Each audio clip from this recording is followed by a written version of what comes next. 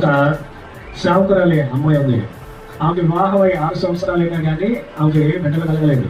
బిడ్డలు కలగకపోతే ఎంతో మంది సాక్ష్యాలు చెప్తూ ఉంటారు కదా, ఇదిగో పాస్టర్ గారు ప్రార్థన చేయటం వల్ల దేవుడు మా బిడ్డలకి సంతానం అనుగ్రహించాడు అని చెప్పి విన్నప్పుడు ఆమె మొదట్లో దేవుడు కూడా నాకు ఇస్తాడు అని చెప్పి విశ్వసించింది. రాను రాను సంవత్సరాలు గడుస్తున్న ప్రతిసారి ఆమెలో ఉన్నటువంటి విశ్వాసము సన్నగిలుతూ తనలో ఉన్నటువంటి కోపము ఎక్కువైపోయి దేవుడి మీద గొనిగేటువంటి పరిస్థితి ఆమెకి ఏర్పడింది. ఆయన ఎవరైతే ఏర్పాటు చేసుకున్నాడో వాళ్ళకు మాత్రమే దేవుడు చేస్తాడు, కానీ అందరికీ చేయడు. కాబట్టి మీరు సువార్త ప్రకటించద్దు. మీరు ఏం చేయాలో తెలుసా? మందిరానికి తాళం పెట్టేసేయండి. మీరు కనుక మందిరానికి తాళం పెట్టకపోతే నేను సూసైడ్ చేసుకొని చచ్చిపోతాను, ఆత్మహత్య చేసుకొని చచ్చిపోతాను అని అంటే తల్లిదండ్రుల యొక్క మనసు ఎంతో గాయపడింది. తల్లిదండ్రుల యొక్క మనసు ఎంత కలిచివేసింది. ఏంటి అంటే బయట నుండి పోరాటము రాలేదు, కానీ ఇప్పుడు ఎక్కడి నుండి పోరాటం వచ్చింది?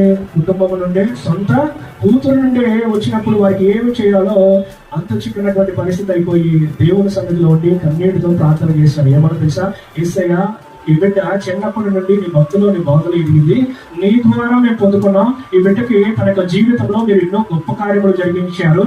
ఈ యొక్క చిన్న కార్యము జరగలేదని, అసలు దేవుడే లేడు, దేవుడే ఉంటే కనుక నాకెందుకు సంతానం కలగలేదు అని చెప్పి నీ మీదే అసహించుకొని నీకే దూరంగా వెళ్ళిపోవాలని, నీ సువార్త వినబడకూడదు అని చెప్పి ఆటంకంగా ఉంది. తన యొక్క మనోనేత్రాలను తెరవ చేయండి, ఆమె యొక్క మనస్సును మీరు మార్చండి అని చెప్పి ఎప్పుడైతే ఆ బిడ్డ గురించి భారముతో బాధ్యతతో కన్నీటితో ప్రార్థన చేశారో ఆ రాత్రి కాల సమయంలో దేవుడు కదా నీకు నేను కుమారుని అనుగ్రహించబోతున్నాను అన్నాడు.